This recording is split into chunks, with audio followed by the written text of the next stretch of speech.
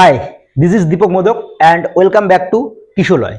আমরা কিশোলয়ের পক্ষ থেকে সামনের যে এএনএম জিএনএম 2026-এর যে এন্ট্রান্স এক্সামিনেশন রয়েছে সেটাকে কেন্দ্র করে সেটার উপর আমরা কি করছি, বিভিন্ন প্র্যাকটিস সেট নিয়ে আসছি। আমি দীপক স্যার ইংরেজি বিষয়ের প্র্যাকটিস সেট আজকে শুরু করছি। আমরা আজকের ক্লাসে দেখব 2021 সালের যে এএনএম জিএনএম এর যে পরীক্ষা হয়েছিল সেখানে ইংরেজির যে কোশ্চেনগুলো এসেছিল, দ্যাট মিনস ইংরেজি প্রিভিয়াস ইয়ারের যে কোশ্চেনগুলো এসেছিল সেগুলো আজকে আমরা সলভ করব। তো যারা এএনএম জিএনএম এর পরীক্ষা দিবে তোমাদের জন্য এই ভিডিওটা খুবই হেল্পফুল হতে চলছে। ফলে তোমরা সম্পূর্ণ ভিডিওটাকে না কেটে সম্পূর্ণ ভিডিওটাকে দেখো, এবং যদি ভিডিও ভালো লাগে তাহলে অবশ্যই ভিডিওটিতে লাইক করো, এবং আমাদের চ্যানেলে যদি তোমাদের সাবস্ক্রাইব করা না থাকে তাহলে এরকম ভিডিও পাওয়ার জন্য অবশ্যই চ্যানেলটিকে সাবস্ক্রাইব করো। চলো আমরা শুরু করে দিই আজকের প্রথম প্র্যাকটিস সেট। তো চলো দেখি 2021 সালে প্রথম কি কোশ্চেন এসেছে ইংরেজি থেকে। দেখো, choose the word which has nearly the same meaning as obligatory. That means এটা সিনোনিম থেকে কোশ্চেন জিজ্ঞেস করছে। এই যে অব্লিগেটরি যে শব্দটা রয়েছে তার সিনোনিম কি, মানে সমার্থক শব্দ কি।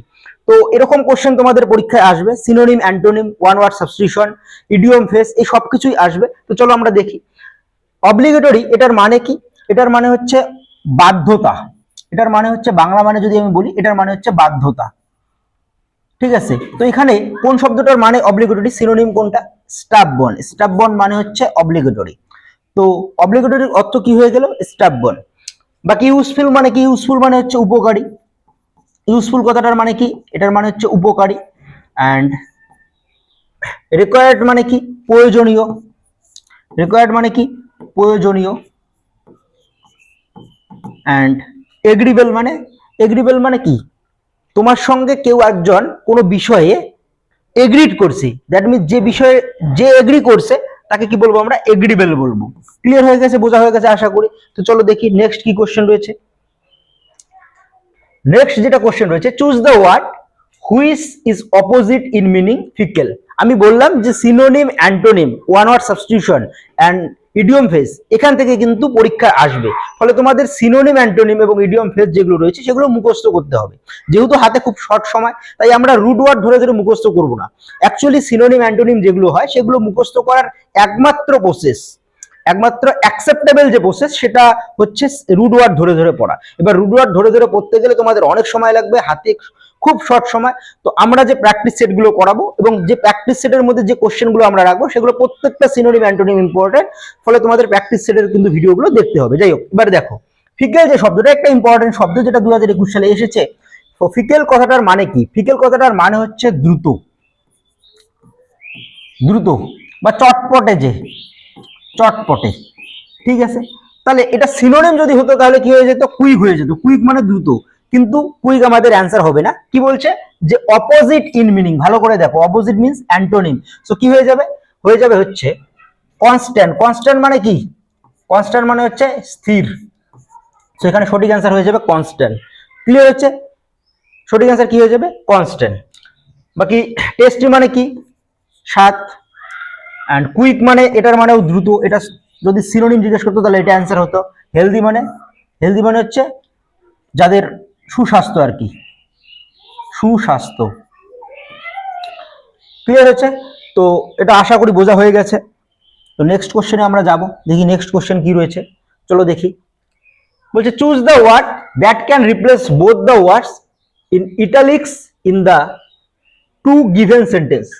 এই কোশ্চেনগুলো নার্সিং এর প্রত্যেকটা পরীক্ষায়, প্রিভিয়াসে যতগুলো পরীক্ষা হয়েছিল নার্সিং এর এন্ট্রান্স এক্সামিনেশনে, সব জায়গায় কিন্তু এই ধরনের কোশ্চেন এসেছে। কি বলছে?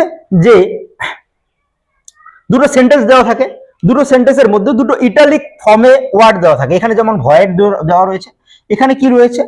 সিকলি বলে কথাটা রয়েছে।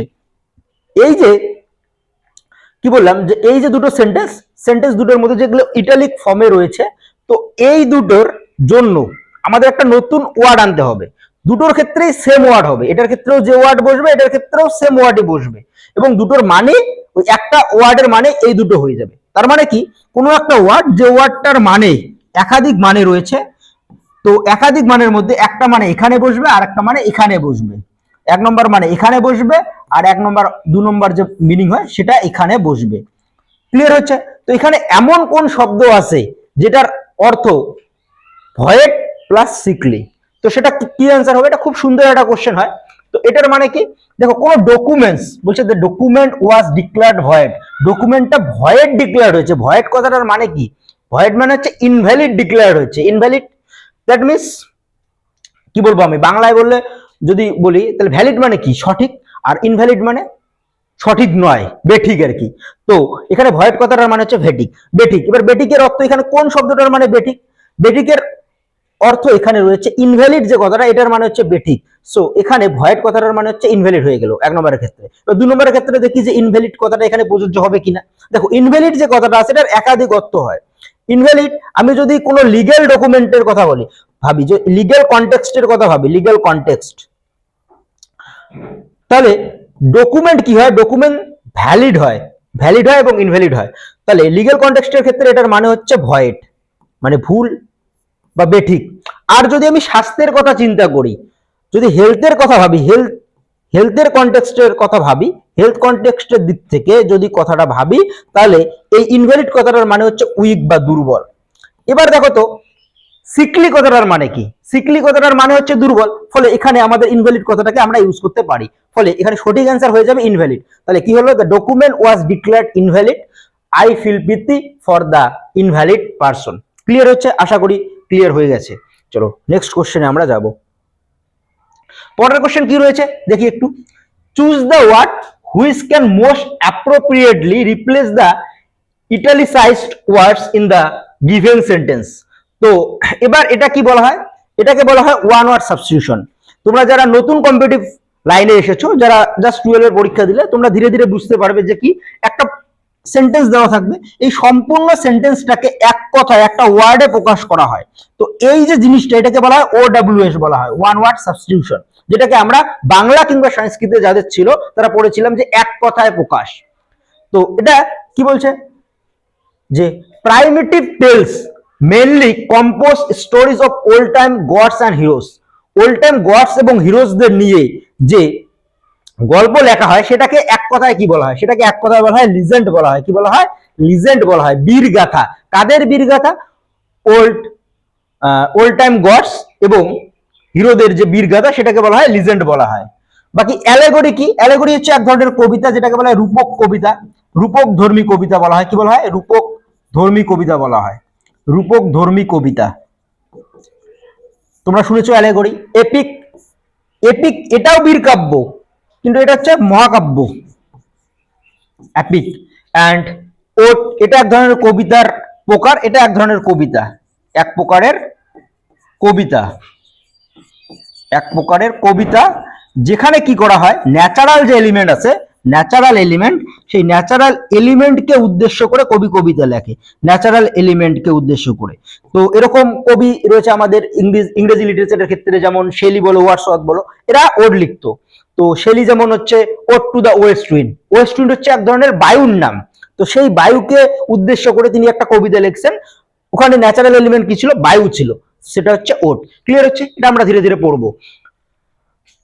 দেখো 7 নম্বরে কি বলছে, 7 নম্বর পেজে আমাদের কি কোশ্চেন রয়েছে যে choose the most effective word to fill in the blanks to make the sentence meaningfully complete. তো ফিল ইন দ্য ব্ল্যাঙ্কস আমাদের আসবে, এবং সেটা ফিল ইন দ্য ব্ল্যাঙ্কস কি হবে? ভোকাবুলারি থেকে আসবে, মানে শব্দ দিয়ে ফিল ইন দ্য ব্ল্যাঙ্কস করতে লাগবে। এবং যে সেন্টেন্সটা দেওয়া আছে সেই সেন্টেন্সের ক্ষেত্রে, সেই সেন্টেন্সের কনটেক্সট অনুসারে যে শব্দটা হবে সেটা আমাদের এখানে বসাতে হবে। চলো দেখি কি বলছে। Those who have well dash their transition from village life to city life have prospered. Prospered মানে সমৃদ্ধি করছে, বলছে বলার চেষ্টা করছে সেই লোকগুলো যারা কিছু একটা কাজ করছে, সেই কাজের জন্য কি বলছে যে ভিলেজ লাইফ থেকে তারা সিটি লাইফে এসেছে, এই ট্রানজিশনটাকে তারা মেনটেন করছে, করার ফলে কি হচ্ছে?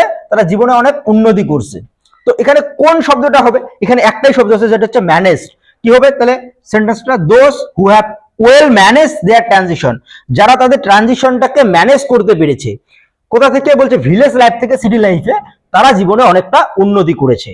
তো চলো নেক্সট কোশ্চেনে আমরা যাই, দেখি কি আসছে 2021 সালে নেক্সট কোশ্চেন।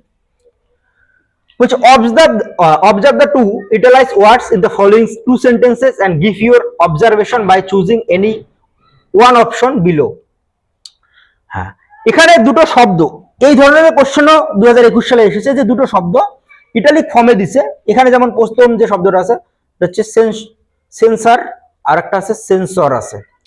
তাহলে এই যে দুটো শব্দ, এই দুটো শব্দকে সঠিকভাবে বাক্যে ইউজ হয়েছে কিনা সেটা দেখতে লাগবে। যদি সঠিকভাবে ইউজ হয় তাহলে বাক্যটা সঠিক হবে, আর যদি সঠিকভাবে শব্দ দুটো ইউজ না হয় তাহলে বাক্যটা কি হয়ে যাবে, ইনকারেক্ট হয়ে যাবে। এবং সেই হিসেবে আমাদের অ্যান্সার করতে হবে। চারটা অপশন আছে, এখান থেকে আমাদের অ্যান্সার করতে লাগবে। দেখো এই যে প্রথম যে শব্দটা আছে সেন্সর, CENSUR, এটার মানে হচ্ছে সমালোচনা। সমালোচনা, এটার মানে কি, সমালোচনা, কঠোর সমালোচনা, কঠিন সমালোচনা, কঠোর সমালোচনা, এটার মানে হচ্ছে সেন্সর। ঠিক আছে, তাহলে a vote of censure was passed, একটা সমালোচনার ভোট সেটা পাস হয়েছিল অ্যাগেন্স্ট দ্য চেয়ারম্যান, চেয়ারম্যানের অ্যাগেন্স্টে। এটা কি হয়, দেখো কোনো একটা কমিটি আছে, কোনো একটা কমিটির মধ্যে কি হয়, অনেকগুলো মেম্বার হয়, মনে করো 8 জন মেম্বার আছে, তার মধ্যে একজন, বাকি 7 জন, বাকি 7 জন মিলে কি করছে, কারো অ্যাগেন্স্টে যখন কোনো ভোট করে সেটাকে সেন্সার বলা হয়। ফলে এখানে যে বাক্যটা আছে, এই বাক্যটা প্রথম বাক্যটা, দ্যাট মিন্স সঠিক ইউজ হয়েছে সেন্সার শব্দটা। Every film needs a clearance from censor board. তোমরা জানো যে যখন কোনো সিনেমা রিলিজ হয় তো সেই সিনেমাটা হলে চালানো যাবে কিনা, কারণ সব সিনেমা হলে চালানো যায় না, কারণ সমাজ সেটাকে অ্যাকসেপ্ট করবে কিনা, বা সেই সিনেমাটা বাইরে গেলে কোনো খারাপ প্রভাব পড়বে কিনা, সেই সমস্ত কিছু দেখা হয়। এবং সেই সমস্ত কিছু যারা দেখে, যে বোর্ডটা দেখে, সেই বোর্ডটার নাম হচ্ছে সেন্সর বোর্ড। তাহলে কোনো সিনেমা যখন রিলিজ করতে হয় তখন সিনেমাটাকে অ্যাপ্রুভ করার জন্য সেন্সর বোর্ডের তরফ থেকে কি নিতে লাগে, একটা এনওসি নিতে লাগে, নো অবজেকশন সার্টিফিকেট নিতে লাগে। তাহলে কি বলছে যে এভরি ফিল্ম নিডস, প্রত্যেকটা ফিল্মের দরকার হচ্ছে একটা ক্লিয়ারেন্স নেওয়া, কোথা থেকে, সেন্সর বোর্ড থেকে। শব্দটা ঠিক আছে, সেন্সর বোর্ড, তার মানে মানে আই নম্বর সেন্টেন্সটাও ঠিক, এবং 1 নম্বর সেন্টেন্সটাও ঠিক, এবং 2 নম্বর সেন্টেন্সটা দুটোই ঠিক। ফলে আমাদের সঠিক অ্যান্সার কোনটা হবে, option number C, both sentence 1 এবং 2 আর কারেক্ট। ক্লিয়ার হয়েছে? চলো দেখি পরের কোশ্চেন কি বলছে। Choose the most effective word to fill in the blank to make the sentence meaningfully complete. আবার সেই একই ভোকাবুলারি কিন্তু তোমাদের জন্য খুব ইম্পর্টেন্ট। বাড়িতে যত বেশি পাবে ভোকাবুলারির দিকে একটু নজর তোমরা দাও। জুন মাসে পরীক্ষা, তোমাদের যত বেশি ভোকাবুলারিতে নজর দিবে তত বেশি ইংরেজিতে তোমরা নাম্বার গেইন করতে পারবে। দেখো সব কোশ্চেন কিন্তু ম্যাক্সিমাম কোশ্চেন ভোকাবুলারি থেকে এসেছে। চলো দেখি। Ashok had to drop his plan, অশোককে কি করতে লাগবে, তার প্ল্যানটাকে ড্রপ করতে লাগবে, of going to the picnic, পিকনিকে যাওয়ার যে প্ল্যানটা সেটাকে ড্রপ করতে লাগবে। অ্যাজ হি হ্যাড সার্টেন, কিছু একটা তার রয়েছে, to keep during that period, সেই পিরিয়ডে তাকে কিছু একটা করতে লাগবে। কি করতে লাগবে, এবার কারো কোনো কিছু মানে যেটা থাকে,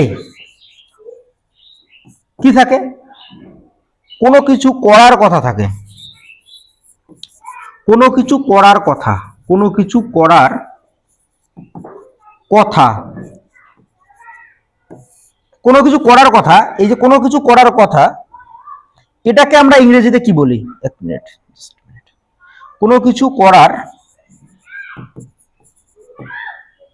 কথা, সেটাকে আমরা কি বলি, প্রমিস বলতে পারি।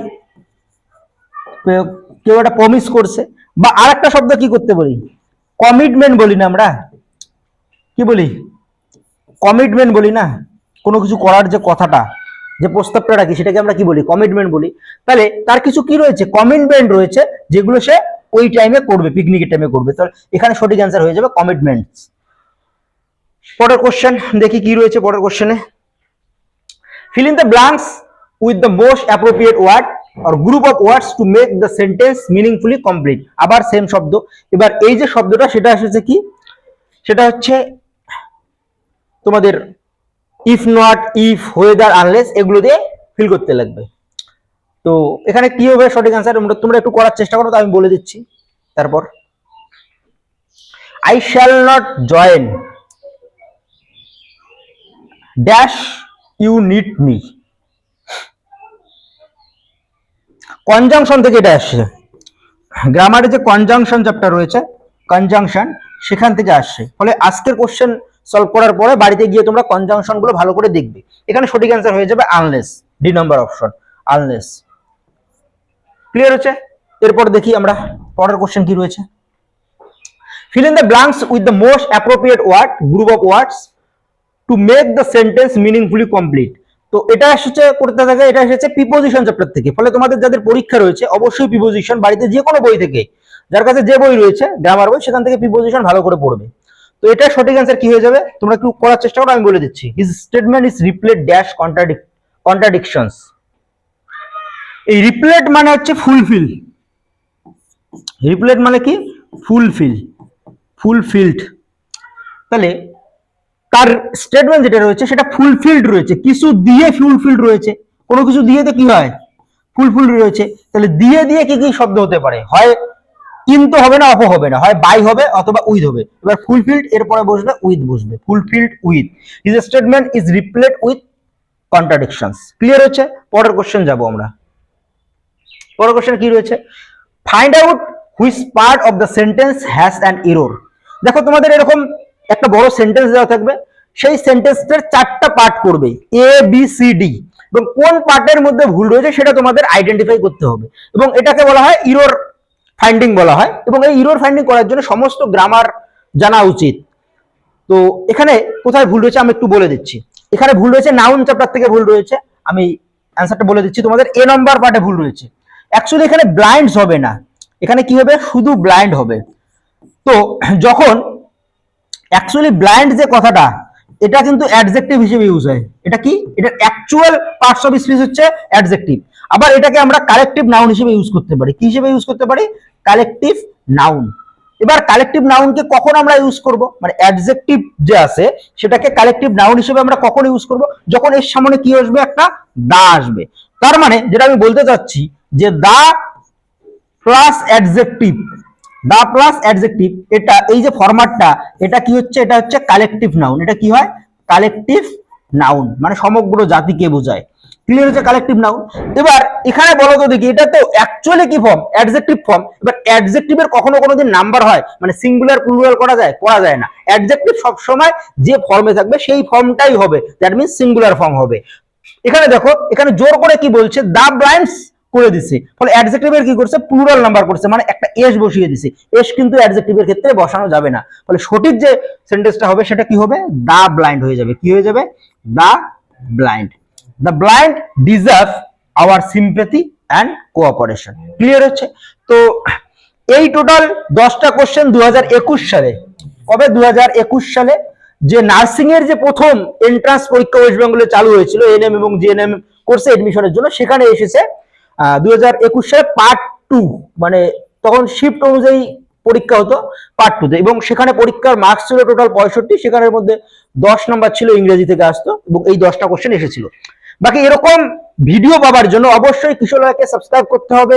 যদি ভিডিও ভালো লাগে তাহলে লাইক করতে হবে, ভিডিওটা বন্ধুদের সঙ্গে যারা নার্সিং এর প্রিপারেশন করছে তাদের সঙ্গে ভিডিওটাকে শেয়ার করতে হবে। আমরা ধীরে ধীরে অন্যান্য বছরের যে পরীক্ষা 22, 23, 24 এবং প্র্যাকটিস সেট নিয়ে আসবো। এর পাশাপাশি আমাদের ইংরেজি ক্লাসের পাশাপাশি ম্যাথামেটিক্স, জিআই এবং সায়েন্সের সঙ্গে জিকের যে ক্লাস, সব ক্লাসে কিন্তু হচ্ছে এই চ্যানেলে। ফলে তোমরা চ্যানেলটিকে সাবস্ক্রাইব করে রাখো, খুব তাড়াতাড়ি তোমাদের সঙ্গে দেখা হবে। ততক্ষণ পর্যন্ত তোমরা ভালো থাকো, সুস্থ থাকো। ধন্যবাদ।